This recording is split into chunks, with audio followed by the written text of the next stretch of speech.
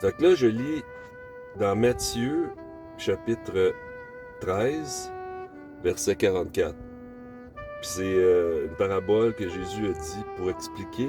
Il expliquait beaucoup en paraboles le royaume des cieux. Fait que celle-là, ça parle, et voilà. Le royaume des cieux est encore semblable à un trésor caché dans un champ. L'homme qui l'a trouvé le cache et dans sa joie, il va vendre tout ce qu'il a et achète ce champ. Fait que l'explication de ça, c'est que le royaume des cieux, c'est comme un trésor. C'est comme...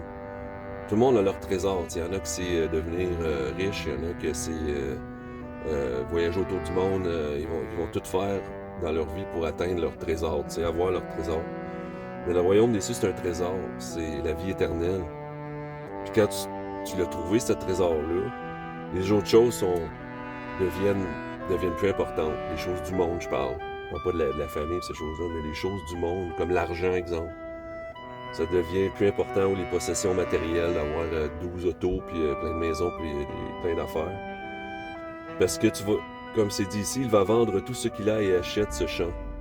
Fait que tu te dédies à ta nouvelle vie avec ton nouveau trésor, qui est la vie éternelle. C'est très bien expliqué. La brebis égarée, gardez-vous de mépriser un seul de ces petits, car je vous dis que leur ange dans les cieux voit continuellement la face de mon Père qui est dans les cieux. Car le Fils de l'homme est venu sauver ce qui était perdu. Que vous en semblez, si un homme a 100 brebis et que l'une d'elles s'égare, ne laisse-t-il pas les 99 autres sur les montagnes pour aller chercher celle qui s'est égarée? Et s'il la trouve, je vous le dis en vérité, elle lui cause plus de joie que les 99 qui ne se sont pas égarés. De même, ce n'est pas la volonté de votre Père qui est dans les cieux qu'il se perd une seule de ses petits. Le Fils de l'homme est venu sauver ce qui était perdu. Fait que quand Jésus est venu sur la terre, il est venu pour sauver ceux qui étaient perdus. Mais quand on est sur la terre et qu'on ne suit pas Dieu, on s'en va dans toutes les directions, n'importe comment, on est perdu. Comme une brebis qui s'en va dans son troupeau puis elle est perdue dans le champ. Elle sait pas où qu'elle s'en va, tu sais. Fait que là, il dit, si un homme a 100 brebis, puis il y en a une qui s'égare, fait que il y a 100 brebis, c'est un berger ou peu importe, il y a une ferme, puis il y a 100 brebis dans sa ferme. Il y en a une qui se sauve. Fait que ils vont partir après pour essayer de la trouver, tu sais, puis la ramener. Fait que c'est ça que Jésus dit.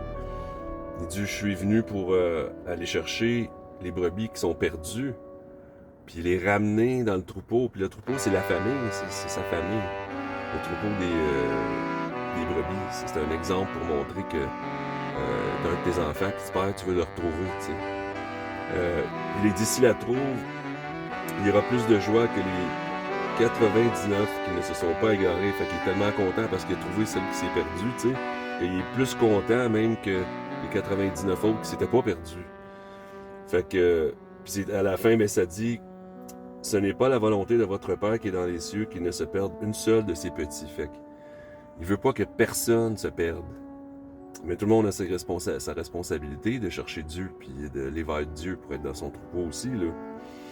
Fait qu'il veut pas que personne se perde, mais il nous laisse la liberté et la responsabilité de faire notre vie.